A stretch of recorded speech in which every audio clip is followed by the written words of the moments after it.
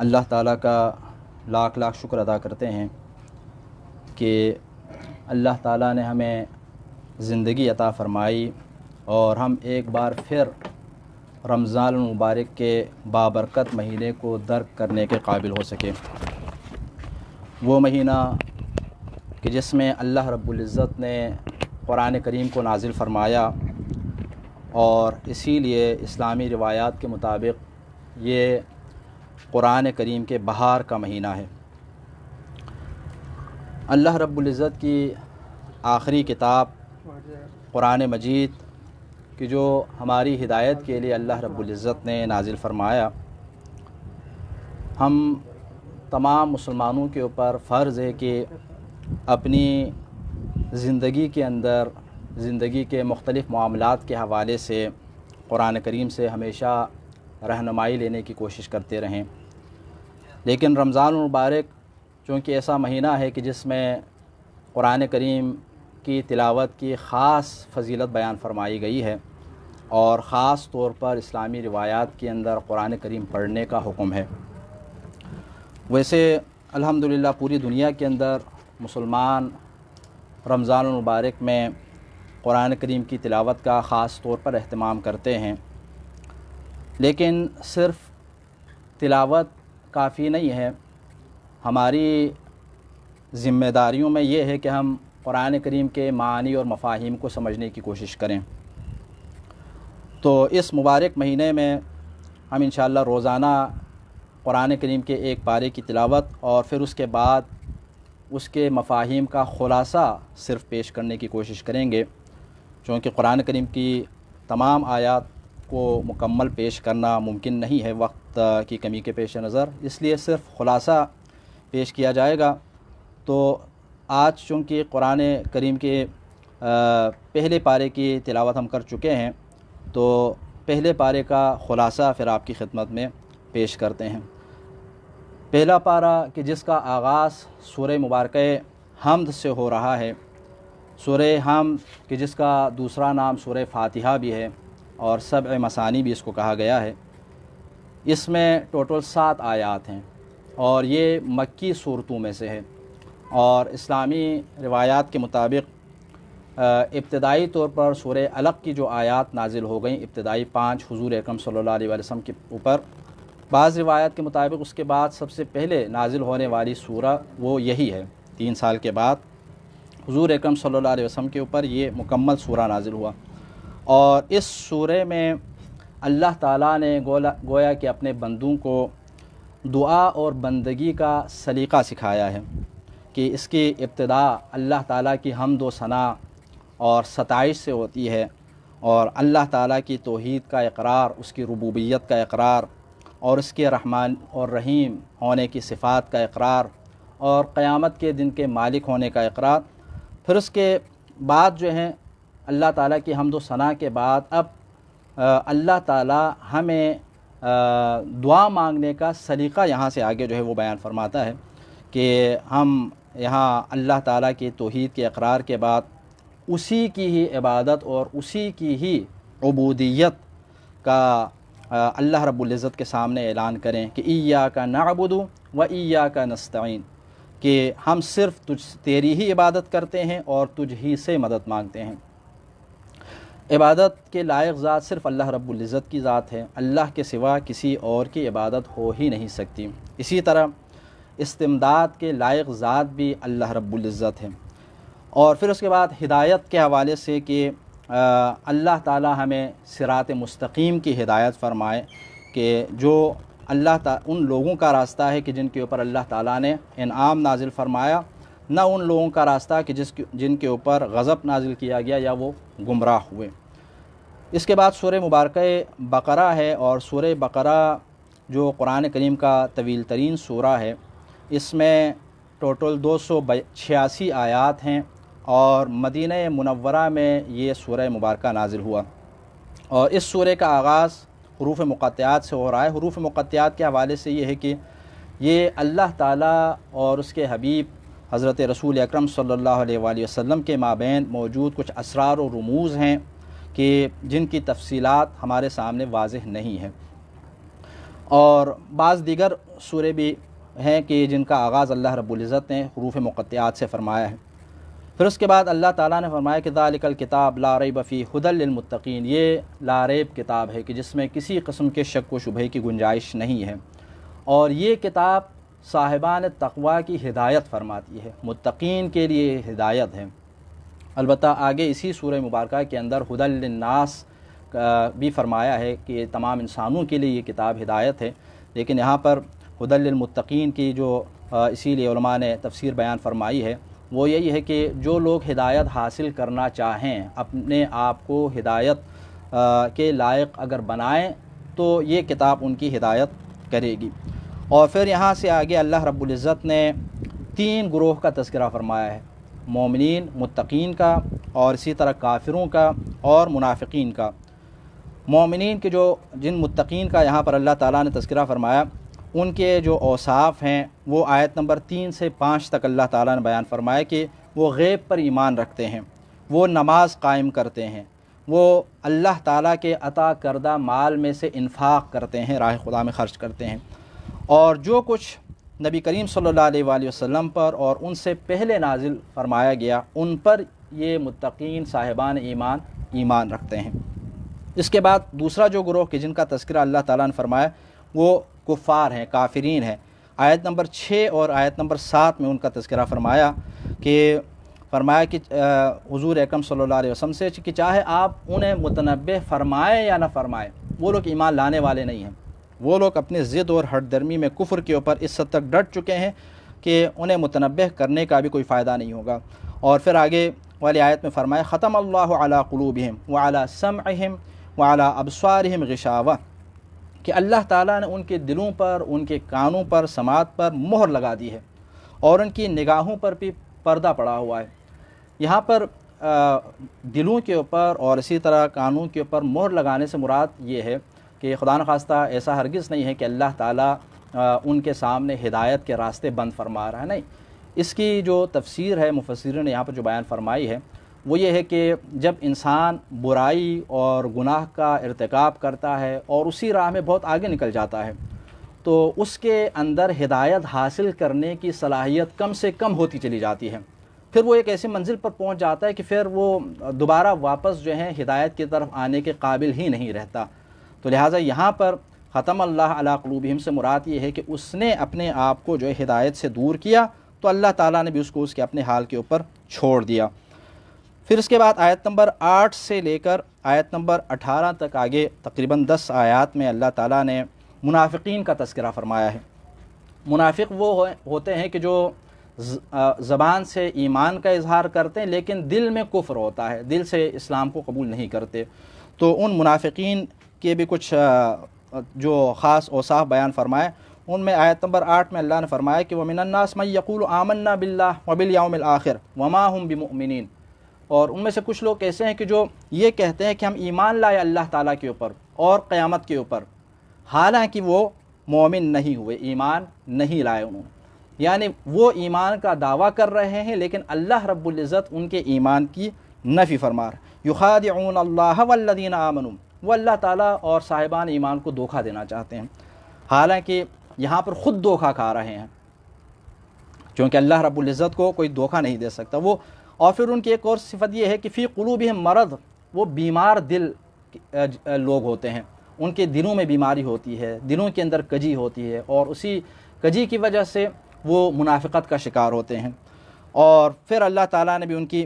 اس بیماری کو اور زیادہ بڑھا دیا۔ پھر آگے اللہ تعالیٰ نے یہ فرمایا کہ جب ان سے یہ کہا جاتا ہے کہ زمین میں فساد نہ کریں تو وہ فساد کرتے اور اپنے فساد کو اصلاح کا نام دیتے ہیں، زمین کے اندر تباہی پھیلانا، فساد پھیلانا۔ پھر جب ان کو روکنے کی کوشش کریں آپ تو پھر وہ کہتے ہیں کہ ہم اصلاح کا کام کر رہے ہیں، معاشرے کے اندر بہتری کی خاطر یہ سارے کام انجام دے رہے ہیں، یعنی اپنے فساد کو، اپنی بدامنی کو وہ معاشرے میں اس کو اصلاح کا درجہ دے دیتے ہیں، نام دے دیتے ہیں۔ اور اسی طرح وہ ان کے حوالے سے اللہ تعالیٰ نے یہ بھی فرمایا آیت نمبر 13 میں کہ یہ منافق ایسے لوگ ہوتے ہیں کہ جو مومنین کو بیوقوف سمجھتے ہیں، حالانکہ حقیقی بیوقوف وہ خود ہیں۔ وہ مومنین کو اس وجہ سے کہ صاحبان ایمان اللہ کے اوپر ایمان لا رہے ہیں، رسول اکرم صلی اللہ علیہ وسلم کی تصدیق کر رہے ہیں، ان کے اوپر ایمان لا رہے ہیں، وہ انہیں بیوقوف سمجھتے ہیں، لیکن حقیقت میں وہ خود بیوقوف ہیں اور کچھ علم نہیں رکھتے۔ اور ان کی ایک اور صفت یہ ہے کہ جب یہ مومنین سے ملتے ہیں تو کہتے ہیں کہ ہم مومن ہیں، ہم مسلمان ہیں، لیکن اپنے جیسے شیاطین اور منافقین کی محافل میں جب جاتے ہیں تو پھر ان کے سامنے کہتے ہیں کہ ہم تو مومنین کا مذاق اڑا رہے تھے، ہم تو ایسے ہی ان کے سامنے کہہ رہے تھے کہ مومن ہیں، مسلمان ہیں، ہم تمہارے ساتھ ہیں۔ اور اس طرح وہ اللہ تعالیٰ کا اور اللہ تعالیٰ کے دین کا اور اسی طرح مومنین کا مذاق اڑاتے ہیں، لیکن اللہ رب العزت پھر ان کو خود مسخرہ بنا دیتا ہے۔ اور پھر فرمایا کہ یہی وہ لوگ ہیں کہ جنہوں نے ہدایت کے بدلے گمراہی خرید لی، اور کتنا برا سودا انہوں نے کیا، چونکہ ہدایت انسان کو حاصل کرنا چاہے اس کے مقابلے میں انہوں نے برائی کا۔ اور پھر آگے اللہ تعالیٰ نے آیت نمبر 18 میں فرمایا کہ سم بکم عمی فہم لا یرجعون، یہ لوگ بہرے ہیں، گونگے ہیں اور اندھے ہیں، اور وہ اس ضلالت سے باز نہیں آئیں گے۔ یہاں پر جو بہرے اور گونگے اور اندھے ہونے سے مراد یہ ہے کہ ان کے کان ہدایت کی بات سننے کے لیے تیار نہیں ہے، اور اسی طرح گونگے ہونے سے مراد یہ ہے کہ ان کی زبان سے کبھی سچی بات نہیں نکلتی، حق کے مطابق کوئی بات نہیں نکلتی، اور اسی طرح اندھے ہونے سے مراد یہ ہے کہ حق اور سچائی کو دیکھنے کے باوجود انکار کر رہے ہیں، دیکھ نہیں پا رہے۔ تو یہ حقیقت میں جن جن انسانوں کے اندر یہ اوصاف پائے جائیں تو وہ حقیقت میں قرآن کریم کی اصطلاح اور تعبیر کے مطابق سم بکم عمیون ہے، کہ جو حق کو دیکھنے کے باوجود انکار کریں اور زبان سے حق بات نہ کر سکیں۔ اور پھر آگے آیت نمبر 21 سے 27 تک اللہ تعالیٰ نے انسانوں کو اسلام لانے اور عبودیت اختیار کرنے کی دعوت دی ہے، اور پھر یہاں اللہ تعالیٰ نے جو عبودیت کی دعوت دی، اسلام لانے کی جو دعوت دی، وہاں پر ان کو باقاعدہ دلائل بھی بیان فرما دیے کہ کیوں اللہ تعالیٰ کی عبودیت کی طرف وہ لوگ آ جائیں۔ وہ اس لیے کہ اللہ تعالیٰ نے تمہیں خلق فرمایا، اور تم سے پہلے کے لوگوں کو اللہ تعالیٰ نے خلق فرمایا، اور تمہارے لیے زمین کو بچھونا قرار دیا، آسمان کو چھت بنایا، اور آسمان سے پانی برسایا۔ جب اللہ تعالیٰ تمہارا خالق ہے، ان ساری نعمتوں کا خالق ہے، تو اسی کے اوپر ایمان لانا جو ہے وہ کیا ہے، انسان کے اوپر فرض ہے۔ پھر آیت نمبر 23 اور 24 میں وہ لوگ کہ جو قرآن کریم کو جھٹلا رہے تھے ان کو باقاعدہ چیلنج دیا گیا کہ اگر وہ قرآن کریم کے اللہ رب العزت کی جانب سے نازل ہونے کے بارے میں شک و شبہے کا اگر شکار ہیں، اس کے بارے میں شک ہے، تو وہ اس کا جواب پیش کر دیں۔ وَإِن كُنتُمْ فِي رَيْبٍ مِّمَّا نَزَّلْنَا عَلَىٰ عَبْدِنَا فَأْتُوا بِسُورَةٍ مِّن مِّثْلِهِ، جو کچھ ہم نے اپنے بندے کے اوپر نازل فرمایا ہے، اگر اس میں ذرہ برابر بھی تمہیں اگر شک ہو تو ایک سورے کی مثال پیش کر دیں، ایک سورے کا جواب پیش کر دیں۔ وَادْعُوا شُهَدَاءَكُم مِّن دُونِ اللَّهِ، اور اللہ کو چھوڑ کر جتنے تمہارے گواہ ہو سکتے ہیں ان سب کو بلاؤ، ان کنتم صادقین، اگر تم سچے ہو تو، اور ان سب کی مدد سے قرآن کریم کے ایک سورے کا جواب پیش کرنے کی کوشش کریں۔ پھر اللہ تعالیٰ نے خود فرمایا کہ یہ کام ہونے والا نہیں ہے۔ فَإِن لَمْ تَفْعَلُوا، اور اگر تم ایسا نہ کر سکو، وَلَن تَفْعَلُوا، اور ہرگز نہیں کر سکو گے، تو فَاتَّقُوا النَّارَ الَّتِي وَقُودُهَا النَّاسُ وَالْحِجَارَةُ، تو پس اس آگ سے ڈریں پھر جس آگ کا ایندھن خود انسان ہے اور پتھر ہیں، کہ جو اللہ تعالیٰ نے کافرین کے لیے، کفار کے لیے، انکار کرنے والوں کے لیے تیار فرمایا۔ پھر یہاں سے آگے اللہ تعالیٰ نے آیت نمبر 25 میں اللہ تعالیٰ نے مومنین کو جنت کی بشارت دی ہے کہ جو ایمان رکھنے والے ہیں انہیں اللہ تعالیٰ نے جنت کی بشارت دی۔ اور اس کے بعد آیت نمبر 26 میں اللہ تعالیٰ نے مچھر کی مثال دی ہے، یعنی ان اللہ لا یستحی ان یضرب مثلا ما بعوضۃ فما فوقها، اللہ کسی مثال کے پیش کرنے سے شرماتا نہیں ہے، خواہ مچھر ہی کی ہو یا اس سے بھی بڑھ کر۔ تو اس کے حوالے سے یہ ہے کہ مچھر اللہ تعالیٰ کی چھوٹی سے چھوٹی مخلوقات میں سے ایک مخلوق ہے، یعنی اگر انسان اس میں غور کر لیں تو اللہ تعالیٰ کی ذات کو درک کر سکتا ہے۔ اللہ تعالیٰ چھوٹی سے چھوٹی مثال کے ذریعے سے بھی انسان کو اپنے وجود کے اقرار کی طرف جو ہے گویا کہ نشانی اس کے سامنے عطا فرما رہا ہے۔ لیکن یہی چیزیں جو ہیں وہ کیا ہیں، مشرکین کے لیے، منافقین کے لیے وہ مزید جو ہے وہ گمراہی کا باعث بن جاتے ہیں۔ پھر آیت نمبر 30 سے آگے اللہ رب العزت نے حضرت آدم علیہ السلام کی خلقت کا تذکرہ فرمایا، اور اس موقع پر فرشتوں کے ساتھ فرشتوں نے جو سوال و جواب کیا اس کا، اور حضرت آدم علیہ السلام کو سجدہ کرنے اور ان کو जन्नत से निकाले जाने का अल्लाह ताला ने यहाँ से आगे जो है तज़किरा फरमाया आयत नंबर 30 से 39 तक। वइज़ क़ाल रब्बुका लिल मलाइकति इन्नी जाइलुन फिल अर्दि खलीफा, और जब तेरे रब ने फ़रिश्तों से कहा कि मैं ज़मीन में एक खलीफा बनाने वाला हूँ, तो फ़रिश्तों ने फिर वहाँ पर ये कहा कि ए परवरदिगार, क्या आप उस को वहाँ पर खलीफा बनाएंगे, ज़मीन में भेजेंगे कि जो खुदा न खास्ता ज़मीन में फ़साद फैलाएगा, खून रेज़ी करेगा। तो अल्लाह ताला ने फरमाया कि जो कुछ मैं जानता हूँ वो तुम नहीं जानते। और फिर अल्लाह ताला ने हज़रत आदम अलैहिस्सलाम को अस्मा की तालीम दी, और फिर वो अस्मा हज़रत आदम अलैहिस्सलाम ने पेश फरमाए। तो फ़रिश्तों ने फिर आगे इकरार किया कि क़ालू सुब्हानका ला इल्म लना इल्ला मा अल्लमतना इन्नका अंतल अलीमुल हकीम, ए परवरदिगार तूने जितनी तालीम हमें दी हम उतना ही जानते हैं, तू जानने वाला है और हम उससे ज़्यादा जो है कुछ नहीं जानते। फिर हज़रत आदम अलैहिस्सलाम से फरमाया जाता है कि आप जो हैं फ़रिश्तों को उनके नाम बतला दो कि जो आपको सिखाया गया। हज़रत आदम अलैहिस्सलाम फरमाते हैं। फिर आगे आयत नंबर 34 में वइज़ क़ुलना लिल मलाइकति इसजुदू लि आदम फसजदू इल्ला इब्लीस, जब अल्लाह ताला ने हज़रत आदम अलैहिस्सलाम को सजदा करने का मलाइका को हुक्म दिया तो सबने सजदा किया सिवाय इब्लीस के। इब्लीस ने इनकार किया, अबा, उसने इनकार किया, वस्तकबरा, और तकब्बुर किया, इस्तिकबार किया, वकान मिनल काफिरीन, और वो काफिरीन में से हो गया। यहाँ पर इब्लीस के गुमराह होने का, और इसी तरह चूँकि वो भी पहले इबादत गुजार था, उसके गुमराह होने का जो सबब है वो भी इसी आयत करीमा में अल्लाह ताला ने बयान फरमा दिया। तकब्बुर, यानी तकब्बुर कभी कभी इंसान को जो है और इसी तरह मौजूदात को उस मरहले तक ले जाता है कि जहाँ से अल्लाह रब्बुल इज़्ज़त के हुक्म के सामने सर तस्लीम खम करने के बजाय इनकार करना शुरू कर दे। ये बड़ाई अपने अंदर जब पैदा हो जाए तो फिर वो तकब्बुर जो है इंसान को कहीं का नहीं छोड़ता, दीन से खारिज करके छोड़ता है। फिर यहाँ से अल्लाह ताला ने आगे हुक्म दिया हज़रत आदम अलैहिस्सलाम को कि वो और उनकी ज़ौजा जो हैं वो जन्नत में रहें और जितना खाना चाहते हैं वो खाएं। वला तक़रबा हादिहि शजरा, लेकिन एक ख़ास शजरे का अल्लाह ने फरमाया कि उसके करीब ना जाना, फ़तकूना मिनज़्ज़ालिमीन, कि अगर वहाँ जाएंगे तो इर्तिकाब और ज़्यादती करने वालों में करार पाएंगे। लेकिन हज़रत आदम अलैहिस्सलाम ने जब वहाँ से तनाउल फरमाया तो अल्लाह ताला ने हज़रत आदम अलैहिस्सलाम को वहाँ से निकाला और जन्नत से ज़मीन के ऊपर उनको भेजा गया। और फिर ज़मीन के ऊपर आने के बाद हज़रत आदम अलैहिस्सलाम ने माफ़ी मांगी, तौबा की, तो अल्लाह ताला ने जो उनको कलिमात सिखाए थे उन कलिमात के वसीले से जो दुआ मांगी, तौबा की, तो अल्लाह ताला ने उनकी तौबा कबूल फरमाई। फ़तलक़्क़ा आदम मिन रब्बिही कलिमात फ़ताब अलैह, तो अल्लाह ताला उनकी तौबा कबूल फरमाई। इन्नहु हुवत तव्वाबुर रहीम, कि बेशक अल्लाह ताला तौबा कबूल करने वाला और मेहरबान है। फिर यहाँ से आयत नंबर 40 से आगे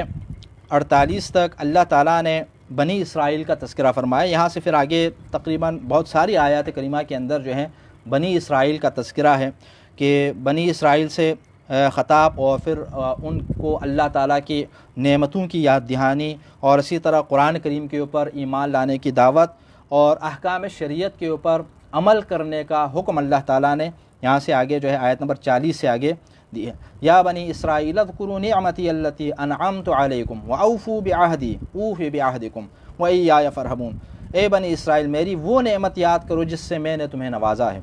और मेरे अहद को पूरा करो, मैं तुम्हारे अहद को पूरा करूँगा और तुम लोग सिर्फ मुझ ही से डरते रहो। बनी इसराइल एक हज़रत मूसा अलैहिस्सलातु वस्सलाम की जो कौम थी वो ऐसी कौम थी कि जो अल्लाह रब्बुल इज़्ज़त के अल्लाह ताला ने उनके ऊपर इतना एहसान फरमाया, फ़ज़ल फरमाया, इतनी सारी नेमतें उन्हें अता फरमाई। आगे भी बहुत सारी आयत करीमा के अंदर उनका तज़किरा भी होगा मज़ीद, लेकिन इसके बावजूद नाशुक्री में भी बाकी सारों से आगे थे, बहुत सारे अक़वाम से वो आगे। नाशुक्री और अम्बिया कराम का इनकार करना, अम्बिया कराम को कत्ल करना और अम्बिया कराम को तकलीफ़ पहुँचाना। ख़ुद हज़रत मूसा अलैहिस्सलातु वस्सलाम जब थे तो हज़रत मूसा अलैहिस्सलातु वस्सलाम को भी नऊज़ु बिल्लाह वो उनका इनकार करते थे, बहाने बनाते थे मुख्तलिफ़।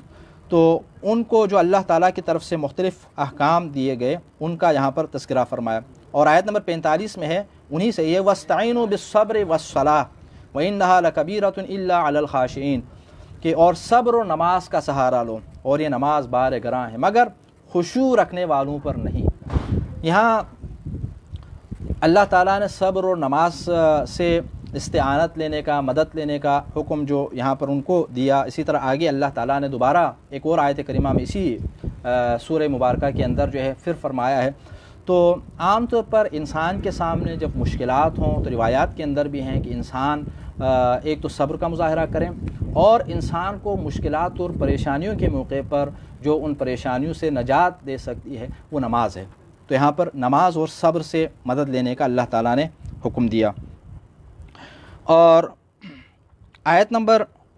48 میں اللہ تعالیٰ نے بنی اسرائیل کے حوالے سے یہ فرمایا کہ یا بنی اسرائیل اذکروا نعمتی التی انعمت علیکم وانی فضلتکم علی العالمین، کہ ہم نے تمہیں عالمین کے اوپر فضیلت دی، چونکہ اس وقت اللہ تعالیٰ نے ان کے اوپر یہ نعمت بھی نازل فرمائی کہ ان کو مقام عطا فرمایا، ان کو فضیلت عطا فرمائی، لیکن اس کے باوجود وہ اللہ تعالیٰ کا انکار کرتے تھے، انبیاء کرام کو۔ اسی طرح واتقوا یوما لا تجزی نفس عن نفس شیئا ولا يقبل منها شفاعۃ ولا یؤخذ منها عدل ولا هم ینصرون، اور اس دن سے بچنے کی فکر کرو جس دن نہ کوئی بدلہ کسی کا بن سکے گا، اور نہ کسی کی سفارش وہاں پر قابل قبول ہوگی، اور نہ کسی سے کوئی معاوضہ لیا جائے گا، اور نہ ہی ان کی مدد کی جائے گی۔ اور پھر یہاں سے آگے آیت نمبر 49 سے آگے اللہ تعالیٰ نے بنی اسرائیل کو دوبارہ بنی اسرائیل کے اوپر جو اللہ تعالیٰ نے احسان فرمایا تھا کہ انہیں فرعون اور فرعونیوں کے ظلم سے نجات عطا فرمائی تھی، اس کا تذکرہ فرمایا، اور ان نعمتوں کی یاد دہانی فرمائی کہ وَإِذْ نَجَّيْنَاكُم مِّنْ آلِ فِرْعَوْنَ يَسُومُونَكُمْ سُوءَ الْعَذَابِ يُذَبِّحُونَ أَبْنَاءَكُمْ وَيَسْتَحْيُونَ نِسَاءَكُمْ، اور وہ وقت یاد کرو جب ہم نے تمہیں فرعونیوں سے نجات دی جو تمہیں بری طرح اذیت دیتے تھے، جو تمہارے بیٹوں کو ذبح کرتے تھے اور بیٹیوں کو زندہ چھوڑتے تھے، اور اس میں تمہارے رب کی طرف سے بڑا امتحان تھا۔ اس موقع پر اللہ تعالیٰ نے بنی اسرائیل کو نجات عطا فرمایا۔ اور ایک اور نعمت کہ ان کے لیے اللہ تعالیٰ نے دریا کو شق فرمایا حضرت موسیٰ علیہ السلام کے ساتھ، اور فرعونیوں کو اسی دریا کے اندر غرق فرمایا۔ آیت نمبر 50 میں اس کا تذکرہ فرمایا، اور آگے فرمایا کہ اس وقت کو یاد کرو جب ہم نے موسیٰ سے 40 راتوں کا وعدہ لیا، اور ان 40 راتوں کے دوران جب حضرت موسیٰ واپس آئے تو پھر کیا دیکھا کہ تم گوسالہ پرستی کا شکار ہو گئے تھے، اور گوسالے کی پرستش کر رہے تھے، اور تم ظالم ہو گئے تھے، ظالموں میں سے ہو گئے تھے۔ لیکن اللہ تعالیٰ نے پھر انہیں معاف فرما دیا کہ شاید وہ شکر گزار بنے، لیکن وہ پھر بھی حضرت موسیٰ علیہ السلام کا انکار کرتے رہے، ان کا انکار کرتے، ان کو ستاتے رہے، تکلیف پہنچاتے رہے۔ ان سب کا تذکرہ یہاں اللہ رب العزت نے آگے والی آیات کریمہ کے اندر فرمایا ہے، یعنی بنی اسرائیل کی حق ستیزی کا تذکرہ۔ اور اسی طرح اللہ رب العزت نے آگے بنی اسرائیل کے اوپر خصوصی جو نعمت فرمائی ان کا یہاں پر تذکرہ فرمایا۔ آیت نمبر 55 میں بنی اسرائیل نے ایک انتہائی احمقانہ جو مطالبہ کیا اس کا یہاں پر اللہ تعالیٰ نے تذکرہ فرمایا ہے کہ آیت نمبر 55 میں وَإِذْ قُلْتُمْ يَا مُوسَىٰ لَن نُؤْمِنَ لَكَ حَتَّىٰ نَرَى اللَّهَ جَهْرَةً فَأَخَذَتْكُمُ الصَّاعِقَةُ وَأَنْتُمْ تَنظُرُونَ، اور وہ وقت یاد کرو جب تم نے کہا اے موسیٰ ہم آپ پر ہرگز یقین نہیں کریں گے جب تک ہم خدا کو، اللہ تعالیٰ کو علانیہ اپنی آنکھوں سے نہ دیکھ لیں۔ ایسا احمقانہ مطالبہ ان لوگوں نے کیا، پھر اس کا نتیجہ کیا ہوا؟ آسمان سے بجلی گری، اور پھر وہ سارے کے سارے دیکھتے ہی دیکھتے مر گئے۔ لیکن اللہ تعالیٰ نے انہیں دوبارہ زندہ فرمایا، ثم بعثناکم من بعد موتکم، تمہارے مرنے کے بعد ہم نے تمہیں دوبارہ اٹھایا، دوبارہ زندہ کیا، لعلکم تشکرون، شاید تم شکر گزار بن جاؤ۔ اور پھر ایک اور نعمت جو اللہ تعالیٰ کی خاص طور پر ان کے اوپر تھی اس کا تذکرہ آیت نمبر 57 میں وَظَلَّلْنَا عَلَيْكُمُ الْغَمَامَ وَأَنزَلْنَا عَلَيْكُمُ الْمَنَّ وَالسَّلْوَىٰ، جب حضرت موسیٰ علیہ السلام ان کو نکال کر یہاں سے لے گئے تھے تو صحرائے سینا میں جب وہ گرفتار ہو گئے اور وہاں پر چکر کاٹ رہے تھے، 40 سال تک وہ وہاں پر رہے، اللہ تعالیٰ کی طرف سے ان کے اوپر بادلوں کا سایہ اللہ تعالیٰ نے ان کو لگایا، اور اسی طرح من و سلوہ کی نعمت انہیں دی۔ من و سلوہ اللہ تعالیٰ نے انہیں دی، یعنی کھانے کا کوئی ٹینشن بھی ان کو نہیں دیا اللہ تعالیٰ، لیکن یہ نعمت اللہ تعالیٰ نے عطا فرمائی، اور فرمایا کہ جو اللہ نے تمہارے لیے رزق میں سے عطا فرمایا اس میں سے کھا لیں۔ لیکن اس کے باوجود ان کی نافرمانیاں اور ان کے جو بہانے بنانے کا جو سلسلہ تھا وہ جاری رہا۔ آپ بعد میں جب وہاں سے نکل کر آگے قریے میں جب وہ داخل ہونے لگے تو حضرت موسیٰ علیہ السلام نے فرمایا وَإِذْ قُلْنَا ادْخُلُوا هَٰذِهِ الْقَرْيَةَ फ़कुलू मिन्हा हैथु शिअ्तुम रगदा वदखुलुल बाब सुज्जदा वक़ूलू हित्ततुन नाग़फ़िर लकुम ख़तायाकुम। जब उस शहर में वो दाखिल हो जाएँ तो उनको ये हुक्म दिया था कि सजदे की हालत में दाखिल हो जाएँ और हित्ता कहते हुए, ठीक है, तो ताकि अल्लाह ताला उन्हें माफ़ फरमा दे। लेकिन उस लफ्ज़ को इन्होंने बदल दिया। फ़बद्दल अल्लज़ीना ज़लमू क़ौलन ग़ैरल्लज़ी क़ील लहुम, जो लफ्ज़ बोलने का, अदा करने का ज़बान से उनको हुक्म दिया गया था उसको तब्दील करके हित्ता के बजाय उन्होंने हिंता कहना शुरू कर दिया। यानी दोबारा मजाक उड़ा रहे थे हज़रत मूसा अलैहिस्सलातु वस्सलाम का। और फिर यहाँ अल्लाह ताला ने दोबारा हज़रत मूसा अलैहिस्सलातु वस्सलाम उनको बनी इसराइल को ये याद दिलाया कि उस वक्त को याद करो जब मूसा ने अपनी कौम के लिए पानी तलब किया और हमने उनसे कहा कि अपने असा को पत्थर के ऊपर मारें, और पत्थर के ऊपर जब मारा तो वहाँ से 12 चश्मे फूट पड़े। बनी इसराइल के जो 12 कौमें थीं उनके लिए हर एक के लिए अलग अलग चश्मा अल्लाह ताला ने नाजिल फरमाया, वहाँ से निकाला। लेकिन इसके बावजूद, मन व सलवा के नुज़ूल के बावजूद उनकी बहाना तराशियाँ ख़त्म नहीं होती। वो अल्लाह ताला से ये कहते हैं कि हज़रत मूसा अलैहिस्सलाम के सामने आकर कहते हैं कि हम मन व सलवा के ऊपर थक चुके हैं, अल्लाह ताला हमारे लिए गेहूँ और मसूर और प्याज और साग और ककड़ी जो है वो लाएँ, हम जो है मन व सलवा खा खा कर थक चुके हैं। तो इस तरह एक नाशुक्र कौम थी जिनका तज़किरा यहाँ पर अल्लाह ताला ने मुतअद्दिद आयत करीमा के अंदर फरमाया है। आयत नंबर 67 से 73 तक बनी इसराइल के दरमियान पेश आने वाला वो वाक़या, गाय वाला जो वाक़या है, बकरा का जो वाक़या है, उसको यहाँ पर अल्लाह ताला ने बयान फरमाया है। और उसी वाक़े की वजह से सूरे का नाम भी सूरे बकरा है, कि जिसमें जब उन्होंने एक शख्स को कत्ल किया था और कातिल का पता नहीं चल रहा था, हज़रत मूसा अलैहिस्सलाम ने हुक्म इलाही से उनको ये बताया कि वो एक गाय को ज़बह करें और ज़बह करके उसका एक गोश्त का एक टुकड़ा जो है वो मुर्दे के जिस्म से टच कर दें तो फिर वो ज़िंदा हो जाएगा। लेकिन उन्होंने बहाना तराशियाँ शुरू कर दी, मजाक उड़ाना शुरू कर दिया। हज़रत मूसा अलैहिस्सलातु वस्सलाम से वो कहते कि क़ालू उदउ लना रब्बका युबय्यिन लना मा ही, आप अपने अल्लाह से कहें कि वो कैसा हो, वो गाय जो है वो कैसी हो। फिर जब उसके बारे में बताया तो आगे रंग के हवाले से वो सवाल करने लगे कि उसके रंग कैसी हो। जब रंग के बारे में अल्लाह ताला ने बता दिया तो आगे फिर भी वो कहते कि फिर भी हमारे लिए बात अभी तक मुश्तबा है, हमारे सामने बात वाज़ेह नहीं हुई। अल्लाह ताला ने आखिर में, यानी वो बहाने तराश कर इस काम से भागना चाहते थे, लेकिन अल्लाह रब्बुल इज़्ज़त ने भी उनके सवालात के जवाब में सख्त से शराइत को सख्त से सख्त फरमाता गया और बिल आखिर उनको ये काम अंजाम देना पड़ा और फिर कातिल का पता चल गया। और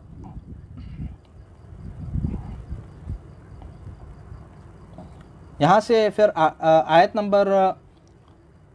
75 से आयत नंबर 90 तक अल्लाह ताला ने यहूदियों के पैगम्बर अकरम सल्लल्लाहु अलैहि वसल्लम के ऊपर ईमान न लाने के असबाब को बयान फरमाया है कि वो कुरान करीम को समझने के बावजूद उसके अंदर तहरीफ़ करते हैं। आयत नंबर 75 के अंदर तहरीफ़ करते हैं और फिर उसके ऊपर ईमान नहीं लाते। पैगम्बर अकरम सल्लल्लाहु अलैहि वसल्लम की हक़ानियत को समझने के बावजूद उसको छुपाने की कोशिश करते हैं, आयत नंबर 76 के अंदर। और इसी तरह तौरात के मफ़ाहीम से लाइल्मी और उसमें तहरीफ़ की वजह से वो हज़रत रसूल अकरम सल्लल्लाहु अलैहि वसल्लम के ऊपर ईमान से दूर भागते थे। और इसी तरह यहूदियों का एक इंतहाई अजीब जो उनका एक दावा था गैर आक़लाना, उसका यहाँ पर अल्लाह ताला ने गैर हकीकी और गैर आक़लाना उसका यहाँ तज़किरा फरमाया आयत नंबर 80 में कि वो अपने आप को नजात याफ्ता समझते थे। आयत नंबर 80 में फरमाया कि वक़ालू लन तमस्सना अन्नारु इल्ला अय्यामम मादूदा, वो ये कहते थे कि कल क़यामत के दिन अगर हम गुनहगार हो भी गए तो सिर्फ चंद दिनों के से बढ़कर जो अल्लाह ताला हमें अज़ाब नहीं देगा, हम आतिश जहन्नम में नहीं रहेंगे और अल्लाह ताला हमें दोबारा वहाँ से जहन्नम से निकाल कर जन्नत में भेज देंगे। अल्लाह ताला ने फरमाया कि ये तुम्हारी खाम ख्याली है, क्या तुमने अल्लाह ताला से कोई अहद बांधे रखा है जिसकी बुनियाद पर तुम ये कह रहे हो? क्या तुम अल्लाह ताला के ऊपर तहमत बांध रहे हो जिसका तुम इल्म नहीं रखते, उसकी निस्बत अल्लाह ताला की तरफ दे रहे हो? तो ये एक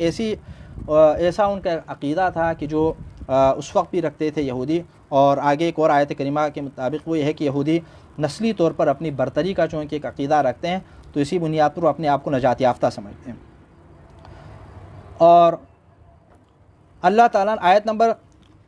83 के अंदर एक इंतहाई जामे एक हुक्म अल्लाह ताला ने बयान फरमाया, व इज़ अख़ज़ना मीसाक़ बनी इसराइल ला तअबुदूना इल्लल्लाह, अगरचे बनी इसराइल के हवाले से, लेकिन ہر دور کے انسانوں کے لیے اور مسلمانوں کے لیے۔ اور جب ہم نے بنی اسرائیل سے عہد لیا اور کہا کہ اللہ کے سوا کسی کی عبادت نہ کرو، اور اپنے والدین، قریب ترین رشتہ داروں، یتیموں اور مسکینوں پر احسان کرو، اور لوگوں سے حسن گفتار سے پیش آؤ، اور نماز قائم کرو اور زکوٰۃ ادا کرو، پھر چند افراد کے سوا تم سب برگشتہ ہو گئے اور تم لوگ روی گردانی کرنے والے ہو۔ یہاں اس آیت کریمہ میں اللہ تعالیٰ نے چند انتہائی اہم ترین احکام جو دین کے ہیں، شریعت کے ہیں، ان کو بیان فرمایا، اور اس سے یہ بھی معلوم ہوتا ہے کہ نماز اور روزے کا، زکوٰۃ کا حکم جو ہے اسلام سے پہلے ان بنی اسرائیل کے اوپر بھی تھا، اور گزشتہ شریعتوں کے اندر بھی یہ اللہ تعالیٰ کا حکم موجود تھا۔ آیت نمبر 87 سے 90 تک جو ہے اللہ تعالیٰ نے حضرت عیسیٰ علیہ السلام سمیت دیگر جو انبیاء کرام کا یہ بنی اسرائیل انکار کرتے رہے ان کا تذکرہ فرمایا، اور انبیاء کرام کو جو قتل کرتے رہے ان کا تذکرہ فرمایا۔ اور آیت نمبر 89 میں اللہ تعالیٰ نے ارشاد فرمایا کہ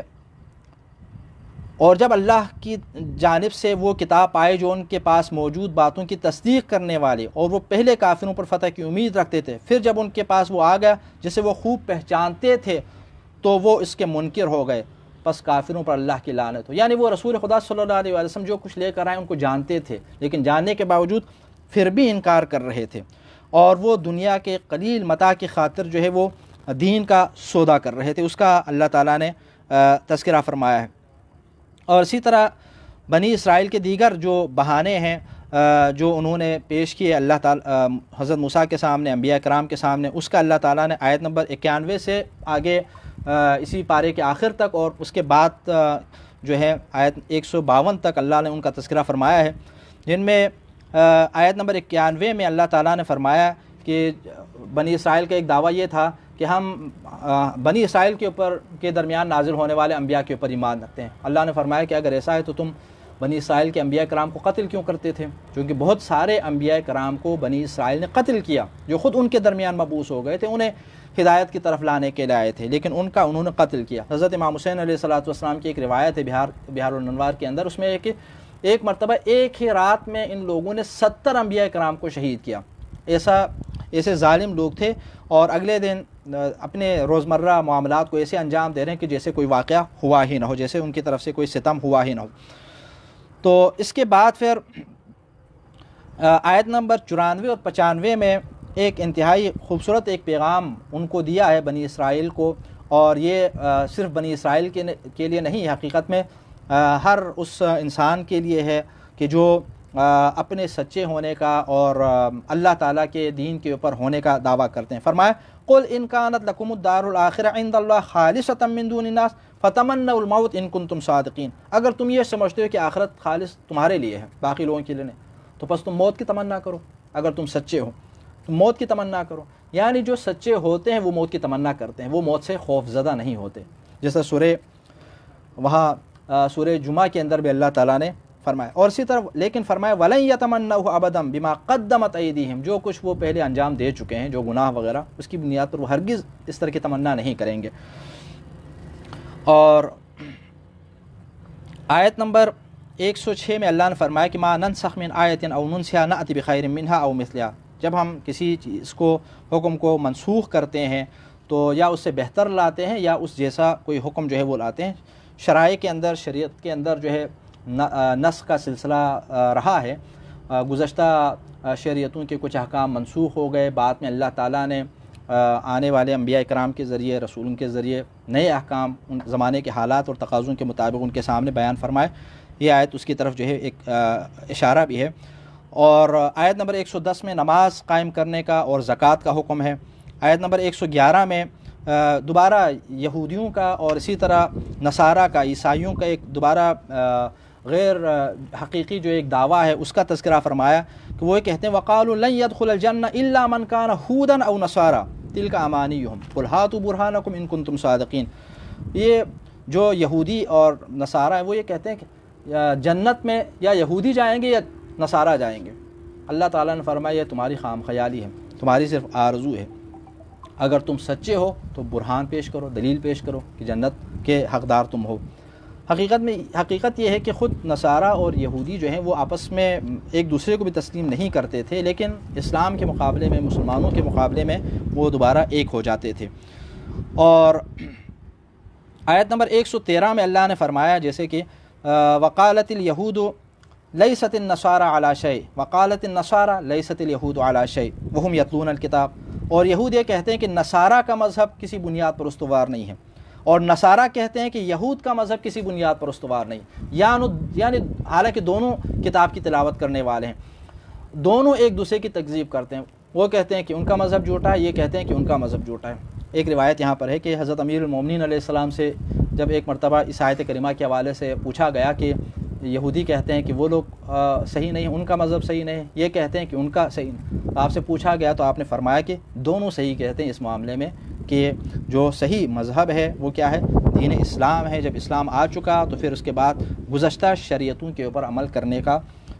کوئی معقول جو ہے وجہ نہیں ہے۔ پھر آگے اللہ تعالیٰ نے